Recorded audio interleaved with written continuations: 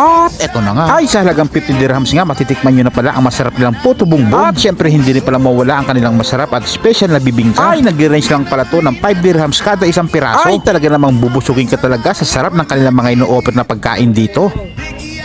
Margarine, buko, coconut, toppings ulit. Toppings ulit.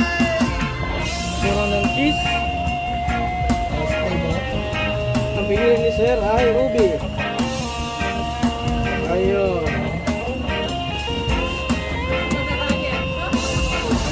Tapos finish product. Ito na po yung puto bumbong natin. Bali ito nga pala yung aming in-order na caramel cheese puto bumbong. At kung gusto mo naman dito ng ubi cheese ay meron nga rin pala sila dito. Dalawang klase ng flavor ang pwede niyong ordering dyan. At meron nga din pala silang bagong itinitinda rito, ang Goto Batangas. Bukod nga dyan, meron nga rin pala silang tinitinda rito na masarap ng balbakwa. Ay talaga naman perfect timing talaga to para sa mga nagki-craving ng mga ganito klaseng food trip. Bali nga sa loob ng maghapon nga nakakaubos talaga